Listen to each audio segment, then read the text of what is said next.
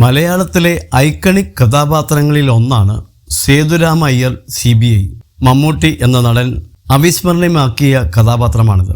1988 പുറത്തിറങ്ങിയ ഒരു CBI ഡയറിക്കുറിപ്പ് എന്ന ചിത്രത്തിലൂടെയാണ് സേതുരാമ അയ്യർ എന്ന കഥാപാത്രം ഉണ്ടാകുന്നത്.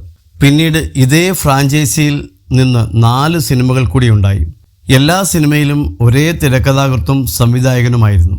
CBI സീരീസിലെ 3ാമത്തെ ചിത്രമായ സേതുരാമ അയ്യർ CBI ഉണ്ടായ കഥ പറയുകയാണ് തിരക്കഥാകൃത്ത് SN സ്വാമി. CBI സീരീസിലെ 2ാമത്തെ ചിത്രമായ ജാഗ്രത പ്രതീക്ഷ വിജയം നേടാത്തതുകൊണ്ട് തങ്ങൾ ആ സീരീസ് ഉപേക്ഷിച്ചിരുന്നുവെന്ന് SN സ്വാമി പറഞ്ഞു.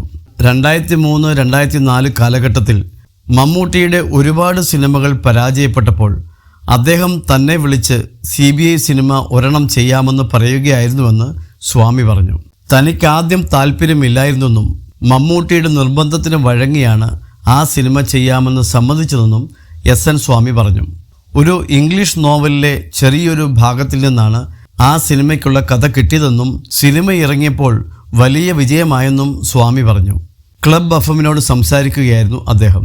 CBI സീരീസിലെ 2ാമത്തെ സിനിമയായ ജാഗ്രത ഞങ്ങൾ പ്രതീക്ഷിച്ച അത്ര വിജയമായില്ല. അതോടുകൂടി CBI സിനിമകൾ ആളുകൾ ഇനി സ്വീകരിക്കില്ലെന്ന് കരുതി ഞങ്ങൾ ആ സീരീസ് ഉപേക്ഷിച്ചു. പിന്നീട് 2003-2004 കാലഘട്ടത്തിലാണ് അതിൻ്റെ അടുത്ത പാർട്ട് ഞങ്ങൾ ചെയ്യുന്നത്. അതിന് കാരണം മമ്മൂട്ടിയാണ്. ആ സമയത്ത് പുള്ളിയുടെ കുറേ സിനിമകൾ പരാജയപ്പെട്ട് ഇരിക്കുകയായിരുന്നു. അങ്ങനെ ഇരിക്കുമ്പോൾ മമ്മൂട്ടി എന്നെ വിളിച്ചിട്ട് എനിക്ക് ഒരു CBI സിനിമ വേണം എന്ന് പറഞ്ഞു. ആദ്യമൊക്കെ ഞാൻ പറ്റില്ല, ഇനി ആൾക്കാർ ഇതൊന്നും സ്വീകരിക്കില്ല എന്ന് പറഞ്ഞു. അതൊക്കെ സ്വീകരിച്ചോളും, നിങ്ങൾ കഥയുണ്ടാക്കുക എന്ന് മമ്മൂട്ടി പറഞ്ഞു. ഒരു ഇംഗ്ലീഷ് നോവലിലെ ചെറിയൊരു ഭാഗത്തിൽ നിന്നാണ് ആ സിനിമയുടെ കഥ എനിക്ക് കിട്ടിയത്, SN സ്വാമി പറഞ്ഞു.